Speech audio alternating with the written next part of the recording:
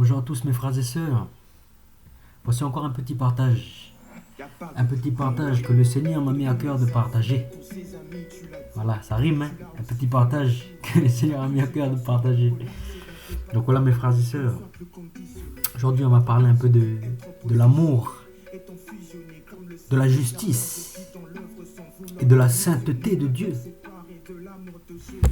Parce que maintenant que nous sommes enfants de Dieu, il faut que l'on comprenne pleinement, pas dans un système de religion, il faut vraiment qu'on comprenne vraiment dans une logique de relation. Il faut qu'on comprenne comment notre papa il est. On a vu déjà à travers beaucoup de vidéos qu'il est amour. Il est amour, il est tellement amour. Mais il ne faut pas oublier aussi que notre grand créateur, celui qui a créé toutes les lois sur cette terre, toutes les lois de la pesanteur, toutes les lois qui régissent la nature, toutes les lois qui régissent l'homme. Il ne faut pas oublier ça aussi. Dans la nature, il y a l'homme, il y a l'être humain. L'homme, il est régi par des lois de logique qu'on a déjà entrevues à travers ma comparaison. Qu'on est dans un enclos et qu'il y a des chemins qu'il ne faut pas emprunter. Parce que si on les emprunte, si on sort de l'enclos, on creuse soi-même sa tombe. On creuse soi-même son fossé. Dans l'Ancien Testament, il y a beaucoup cette phrase-là. C'est que l'homme méchant, c'est-à-dire celui qui commet des péchés, celui qui est méchant vers son prochain, il creuse lui-même sa fosse. Il y a souvent cette expression. Il y a souvent cette logique. Mais nous, en tant qu'enfants de Dieu, on ne doit pas avoir des réflexions binaires.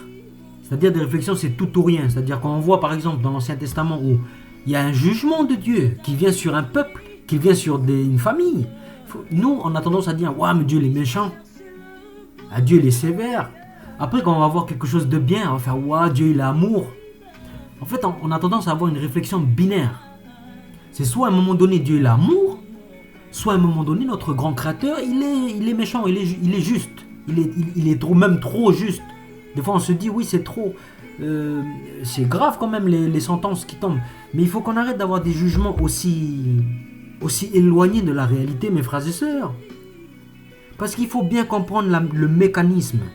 Vous savez, mais c'est une question de logique. Vous savez, si on veut connaître une personne, dans la vie humaine, dans notre vie à nous, ici-bas sur Terre, quand on veut connaître une personne, quand on veut savoir comment cette personne, elle est, tout simplement, comment cette personne, elle réfléchit, il faut passer du temps avec elle.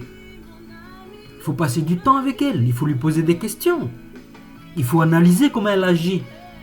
Pas forcément avec nous, mais aussi comment elle agit avec les autres. Donc, mes frères et sœurs, c'est très important. Alors nous, aujourd'hui, en tant qu'enfants de Dieu, si on ne prend pas le temps d'essayer de comprendre comment notre grand papa d'amour, il est dans son amour, mais aussi dans sa justice, mais aussi dans sa sainteté. On ne peut pas oublier ces paramètres-là. On ne peut pas garder que l'amour, on ne peut pas garder que la justice, on ne peut pas garder que la sainteté. Il faut qu'on regarde comment ces trois choses s'embriquent et travaillent ensemble. Pour cela, notre grand papa, il a fait germer dans le cœur de certains hommes, depuis des générations anciennes, il a fait germer le projet d'écrire des choses. Et aujourd'hui, nous avons la Bible. La Bible, c'est un écrit humain, c'est des humains qui ont écrit, inspirés par le Saint-Esprit, mais ça reste une œuvre humaine. Et cette œuvre humaine retrace un peu le plan divin, le plan de salut divin, à travers l'aboutissement, c'est Jésus-Christ, à travers Jésus-Christ, l'amour à travers Jésus-Christ, mais ça nous retrace aussi l'histoire, et aussi l'histoire, mais aussi le caractère de notre grand papa. Donc si on veut essayer de comprendre Dieu, il ne faut pas juste lire un passage, puis choisir qu'un passage violent, parce qu'il y a des passages violents. On ne peut pas choisir un passage violent et puis dire mais regardez, Dieu il est comme ça, le Dieu des chrétiens il est comme ça, ou notre Dieu, voilà, si on est chrétien, notre Dieu il est méchant en fait. Mes frères et sœurs, prenons le temps de réfléchir et prenons du recul. N'oublions pas qu'il y a un contexte à travers chaque histoire qui est relatée dans la Bible, même l'histoire de Jésus-Christ. Il y a un contexte derrière. Il y a un contexte socio, politico, agricolo, cinémato, je ne sais pas comment expliquer, mais il y a un contexte. Il y a un contexte, mes frères et sœurs. On ne peut pas prendre un verset, on ne peut pas prendre un passage, le sortir du contexte et puis dire regardez, regardez. Alors essayons de comprendre avec notre raisonnement. Il faut partir de la croix. Il faut partir de la croix, mes frères et sœurs. Mes frères et sœurs, il faut partir de la croix. Parce que la croix, c'est l'aboutissement du plan divin de Dieu. C'est la clé. Mais la croix, c'est aussi le départ de la compréhension. Si on veut vraiment essayer de comprendre comment Dieu il est, comment notre papa, notre créateur il est, celui qui s'est manifesté en Jésus-Christ, Yeshua HaMashiach, Yahweh sauve, il sauve, le salut. Si on veut vraiment comprendre, il faut analyser l'acte à la croix. Parce que regardez mes frères et sœurs, c'est facile de comprendre que dans l'acte de la croix, c'est l'amour ultime de Dieu.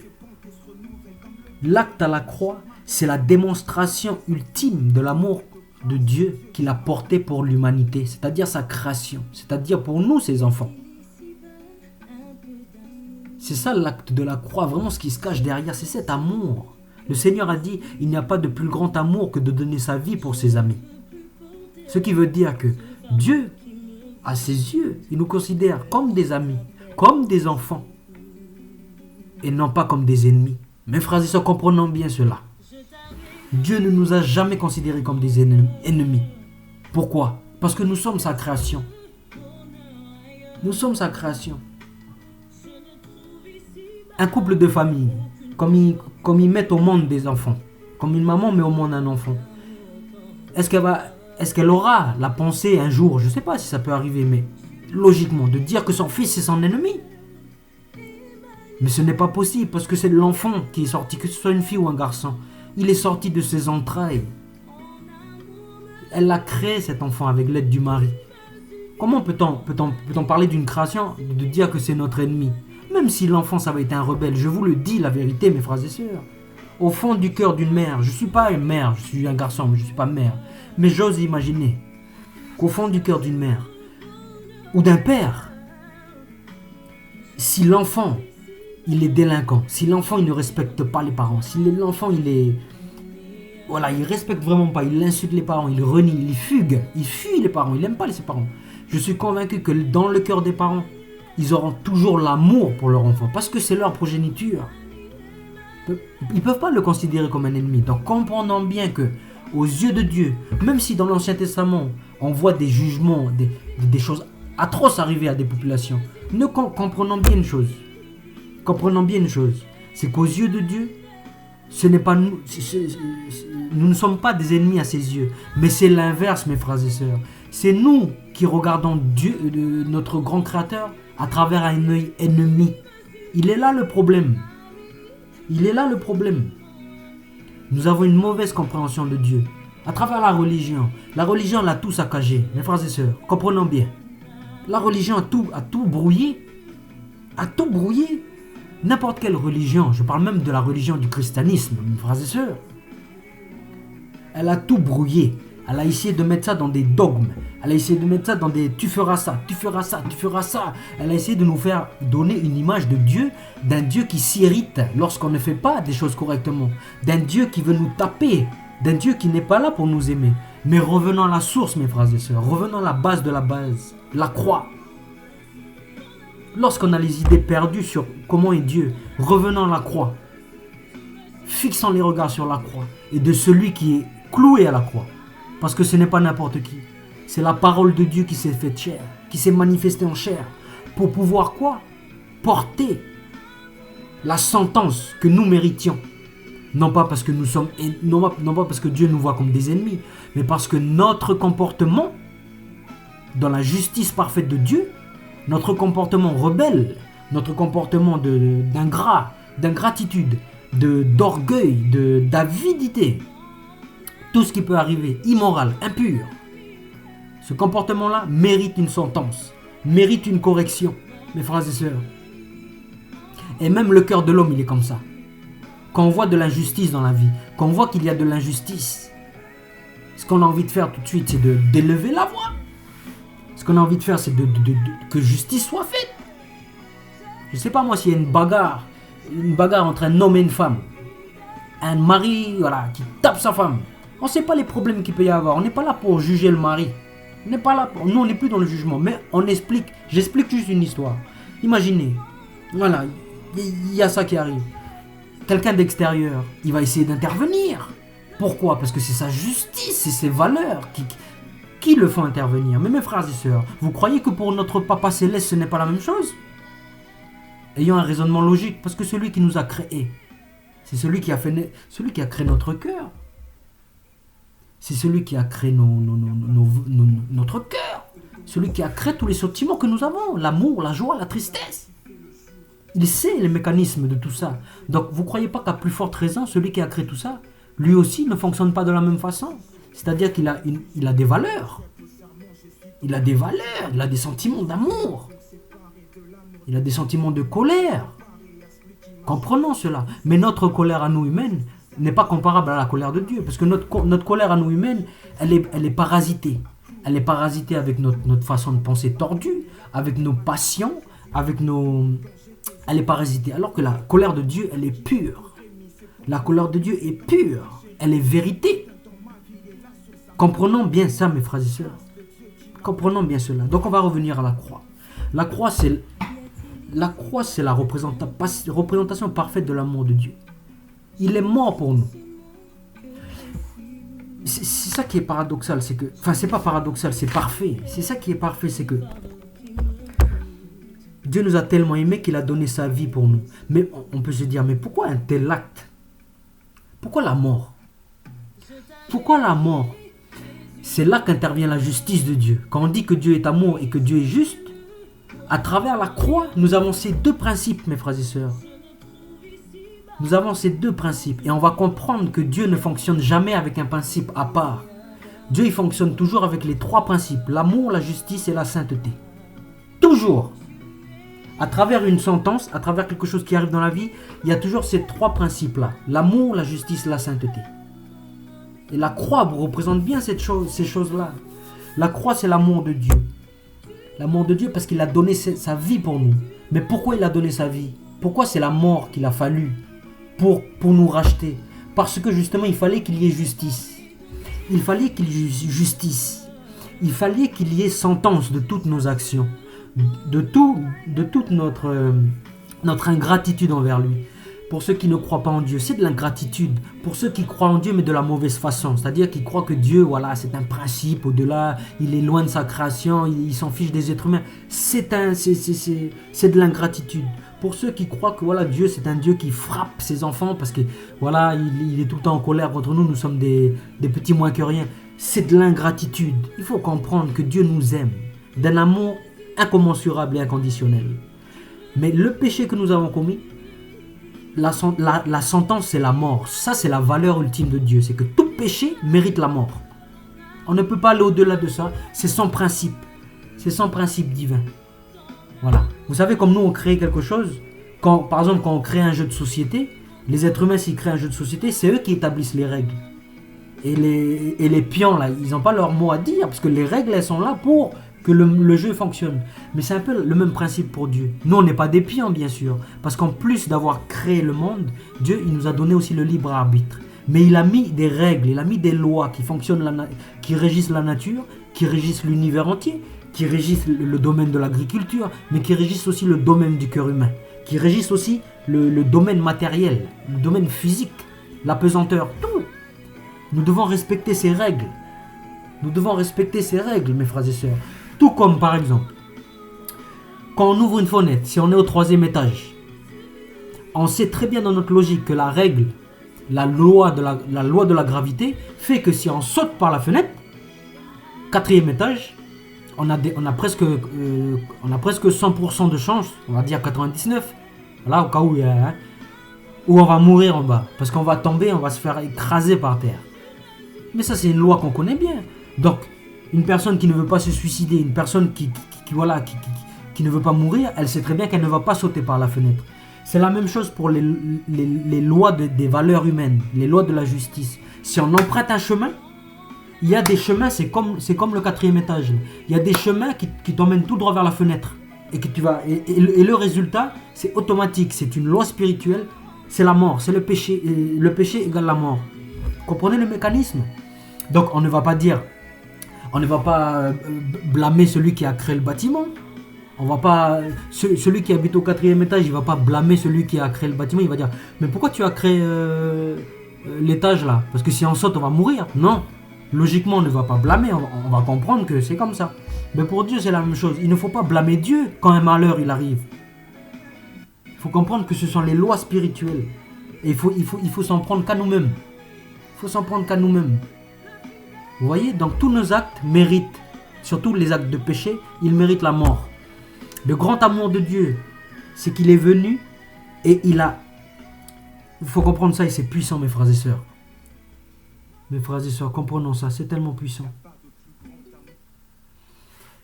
C'est que la justice de Dieu, qui est censée tomber sur nous, cette justice, parce que nous avons toujours emprunté nous avons toujours emprunté des fenêtres du 4e étage, du 5e étage, du 6e étage. On a toujours sauté dedans. On a toujours sauté. Vous voyez? Normalement, on doit mourir. Même si lorsqu'on a une mauvaise pensée à travers quelqu'un, c'est comme si on sautait du 4e étage. C'est comme si tu sautes du 4e étage. C'est pour ça, dans la parole, dans la Bible, dans l'Ancien Testament, il dit que le méchant, il creuse lui-même sa tombe. Il creuse lui-même sa tombe. Alors moi, je vais dire avec mes propres mots, le méchant, celui qui a des mauvaises pensées, celui qui commet des mauvais actes, il saute lui-même du 4e étage. Et les conséquences, tac, il tombe en bas. La mort. Mais il ne faut pas blâmer Dieu pour ça. Il faut blâmer sa conduite. Il faut se blâmer nous-mêmes. Il faut se mettre dans notre fort intérieur et commencer à réfléchir. Donc voyons que l'acte de la croix, c'est l'amour de Dieu. En ce qu'il a donné notre vie pour nous. Donc c'est un amour intense. Mais dans ce don de vie, il y a la justice parfaite de Dieu. C'est que la condamnation qui devait tomber sur nous tous, la condamnation, c'est-à-dire le jugement de Dieu, c'est-à-dire sa justice. Comme on parle de jugement, on parle de justice derrière.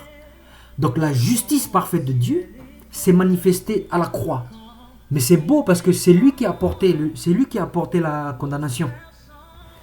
Vous voyez que l'amour est embriqué dans la justice. La justice s'est faite non pas sur nous, elle s'est faite sur Jésus. Elle s'est faite sur Dieu, sur le Fils de Dieu, sur la parole de Dieu faite chair. C'est magnifique, mes frères et sœurs. Et la sainteté, où est la sainteté dedans? La sainteté est que cette parole de Dieu qui s'est faite chair, notre grand Seigneur Yeshua HaMashiach Jésus-Christ, c'était la personne sur cette terre qui n'a jamais emprunté le chemin du 4e étage. Jamais. Mes frères et sœurs, jamais. Il n'a jamais emprunté le chemin du 4e étage, il n'a jamais été vers la fenêtre, il n'a jamais sauté. Pour n'importe quel domaine de la vie. Les femmes, le mensonge, la colère, la jalousie, l'avidité, l'amour de l'argent, l'égoïsme. On peut citer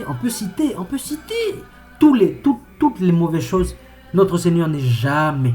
L'idolâtrie, voilà, ça c'est le pire, ça, l'idolâtrie.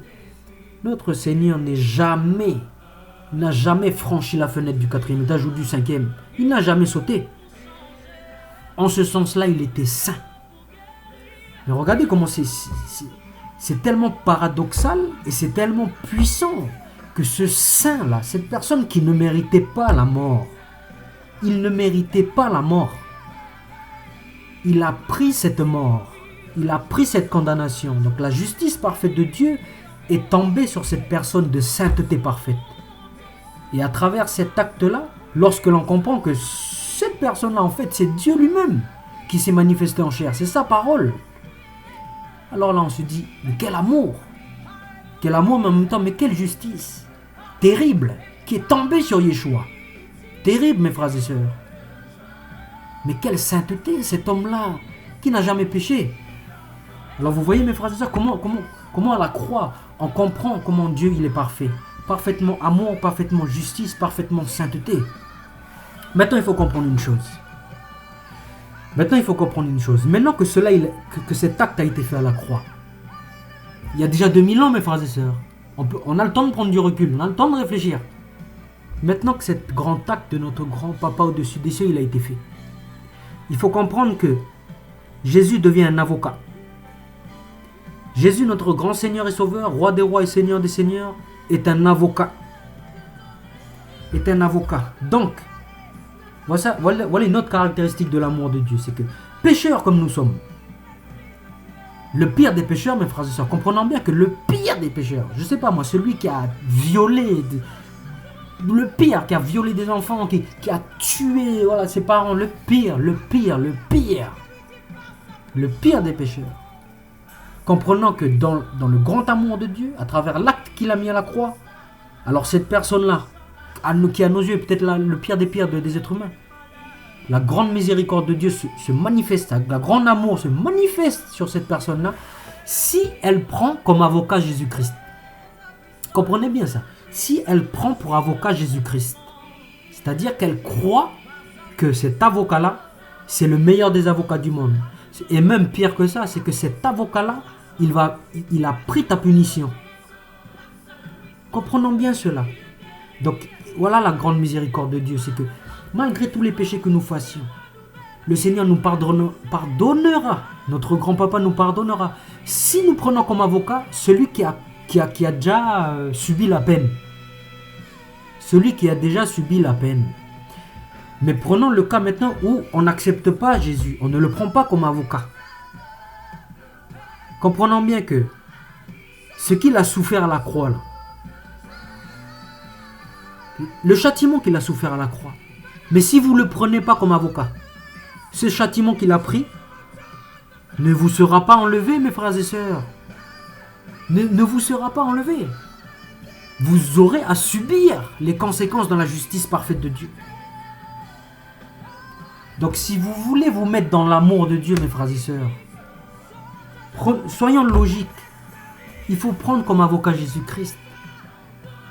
Et ce n'est pas un fardeau de le prendre, mes frères et sœurs. C'est une libération. Comprenons qu'on ne vous demande pas d'aller dans des églises. On ne vous demande pas de faire partie d'une secte. On ne vous demande pas d'être dans un groupe, de donner de l'argent. On ne vous demande pas d'avoir des activités particulières. On vous demande, mes frères et sœurs, citoyens du monde, ce que Dieu nous demande, c'est de comprendre qu'il nous aime et qu'il ne nous voit plus avec nos péchés. Parce qu'il a pris nos péchés. Il a pris cette condamnation. Et ce qu'il nous demande juste, c'est de l'accepter. D'accepter ce grand amour. D'accepter, mes frères et sœurs. Ni plus, ni rien, ni moins. Ni plus, comme on dit, ni plus, ni rien de moins. Ni plus, ni moins, voilà. Ni plus, ni moins. Mais quelle facilité d'accès, mes frères et sœurs. Cette grâce, elle est tellement facile d'accès. Mais ramollissons notre cœur. Comprenons le message qui est caché derrière la croix. Mes frères et sœurs, comprenons-le. Cette grande longanimité de Dieu. Cette grande longanimité. Ce grand amour qu'il nous a porté. Alors comprenons bien que, en fonction du chemin que nous choisissons de prendre, si on veut rester dans l'enclos, si on veut rester à écouter la voix du bon berger, alors on sera en sécurité. On ne va pas se préoccuper de la barrière, des lois. On va se préoccuper de la voix du bon berger. Et ce bon berger va nous dire, aimez-vous les uns les autres. Et ne vous souciez pas de où vous allez, c'est moi qui vous mène. C'est moi qui vous guide vers de bons pâturages. On peut choisir cette voie-là. Et le bon berger, c'est Yeshua. C'est lui qui est mort pour nous. On peut choisir aussi. On peut choisir aussi de ne pas écouter le bon berger et de fixer les regards sur la barrière. Mais si on fixe les regards sur la barrière, vous êtes d'accord avec moi qu'on va toujours rester au même endroit autour de la barrière. On va pas explorer tous les pâturages que le Seigneur veut que nous mangions. Voilà, si on reprend l'image du troupeau. Nous, en tant que brebis, en tant que moutons, si on reste toujours focalisé sur les lois, on va rester autour des lois. On aura le risque de sauter par-dessus les lois, parce qu'au bout d'un moment, à force d'être à la barrière, on peut aller de l'autre côté, c'est-à-dire le péché, les chemins qui mènent au péché. Ou sinon, si on reste autour de la barrière, on va tout le temps manger les mêmes pâturages, et on ne va plus écouter le bon berger. Ou soit, on va sauter et on va emprunter les mauvais chemins qui mènent à la perdition. Le chemin de la jalousie, le chemin de la haine, le chemin de l'impureté avec les femmes, avec les hommes, voilà. Quand nos désirs charnels, ils nous contrôlent. Et ben voilà, ça c'est un chemin encore qui mène à la perdition. Le mensonge est un chemin qui mène vers la perdition. L'égoïsme est un chemin qui mène vers la perdition. L'avidité, l'idolâtrie, le manque d'amour, la haine. Mais lorsqu'on est dans ce chemin-là, ce qu'il faut bien comprendre, c'est que ce n'est pas perdu pour nous. Il suffit que l'on fasse comme le fils dans la parabole du fils prodige. C'est qu'on revienne et qu'on demande pardon au Père. Et lui, il nous accueillera dans sa grande bergerie. Mais c'est à nous de s'humilier, de revenir vers lui. C'est pas à lui de nous tirer par les cheveux, nous ne sommes pas des esclaves. C'est à nous de revenir vers lui. Lui, il a déjà fait son premier pas. Il est déjà mort pour nous, il a déjà porté la peine. Donc, donnons-lui cette peine. Voilà, donnons-lui cette peine. Parce qu'il a porté. Donc voilà. La bonne nouvelle, c'est que l'on soit à l'intérieur de l'enclos, ça c'est la meilleure part. À écouter la voix du berger. Aimez-vous les uns les autres, comme je vous ai aimé. On vit dans l'amour, on vit dans la simplicité. Et on se laisse guider par la voix, à travers le Saint-Esprit. Soit on décide, soit on est déjà dans des chemins qui mènent à la perdition. Alors plus on va avancer, tac, tac, tac, tac, plus on va accumuler des péchés, plus on va se diriger, parce que le chemin de la perdition, mes frères et sœurs, il faut comprendre une chose, voilà une autre chose à comprendre, c'est un chemin par exemple, au hasard, le chemin du mensonge, ou le chemin de la haine, c'est un chemin, mais ce chemin-là n'est pas à l'infini. Ce chemin-là, il a un aboutissement. L'aboutissement, c'est le jour où tout s'arrête, où tes péchés se sont trop accumulés, et la justice de Dieu doit se manifester. Dans les lois spirituelles, c'est comme ça. Donc, regardez la grande bonté de Dieu. C'est que Dieu va faire en sorte que ce chemin que vous empruntez là, qui n'est pas le bon chemin, qui mène à la perdition, Dieu fera en sorte que sur ce chemin, il va vous appeler. Il va vous appeler à l'intérieur de votre conscience, par quelqu'un qui va vous dire quelque chose, qui va vous faire résonner dans votre cœur. Un événement particulier. À chaque fois, Dieu va vous appeler. Pour éviter justement que vous accumulez trop de mauvaises choses et que c'est fini après. C'est la mort. Dieu va toujours vous appeler. Mais si vous reniez à chaque fois son appel, si vous ne prêtez pas attention à cette petite voix dans votre cœur qui vous dit « Non, ce chemin-là n'est pas le bon. Ah, je souffre, je n'ai pas envie de faire ça. » Alors arrêtez, demandez pardon à Dieu et revenez en arrière. Parce que si vous ne le faites pas, il ne faudra pas accuser Dieu après que vous êtes arrivé au bout et que vous êtes arrivé à la fin, quoi. À la fin. Que le jugement tombe, il ne faudra pas accuser Dieu. Il faudra vous accuser vous-même, mes frères et sœurs. Mais là, on est trop dans la culpabilité. Retournez-vous, mes frères et sœurs. Retournons-nous des mauvais chemins que nous empruntons. Et ouvrons les yeux, que ce grand papa-là, il guette notre retour. Il guette notre retour. Il nous voit nous éloigner. Il doit souffrir. Il veut que nous revenions. Il nous donne des pistes. Il nous donne des messages pour qu'on revienne. On ne revient pas. Mais le jour où on se tourne, mais ce papa-là, il pleure. Il nous accueille dans nos bras, il fait la fête, comme on a vu dans la parabole. Il nous accueille, il nous fait la fête, mes frères et sœurs. Mais comprenons bien que pour revenir après, on demande pardon. Et quand on veut revenir dans l'enclos, la porte, c'est Yeshua. Parce que pour revenir dans l'enclos, il ne faut plus avoir de culpabilité, il ne faut plus avoir de péché. Et Jésus, il a porté nos péchés. Donc il faut lui donner tous ses péchés. Il a payé le prix. Il a payé le prix. Nos péchés, tous nos péchés, ce sont tous les coups de fouet, tous les coups de clou qu'il a ramassés. Ce sont mes péchés à moi, mes péchés à vous, mes frères et sœurs. Comprenons bien cela. Alors, donnons-lui tout ça. Et acceptons d'écouter sa voix. Voilà, mes frères et sœurs, ce petit message aujourd'hui. Pour parler de l'amour, de la justice et de la sainteté de Dieu qui travaillent ensemble. Qui travaillent ensemble. Il y a encore beaucoup d'aspects, il y a encore beaucoup de choses à dire, mes frères et sœurs. Parler du Saint-Esprit, par rapport à cette sainteté-là. Parler encore du tabernacle dans l'Ancien Testament, qui est l'image, qui représente beaucoup de choses. Il y a encore beaucoup de choses à dire, mes frères et sœurs, pour vraiment essayer de comprendre comment Papa il est, notre grand Papa Céleste. Mais peut-être qu'à travers les prochaines vidéos, on va le faire, par la grâce de Dieu. Soyez grandement bénis, mes frères et sœurs. Et que le Seigneur nous affermisse dans le chemin de sanctification et dans le chemin de l'amour inconditionnel. Soyez grandement bénis, mes frères et sœurs. Amen.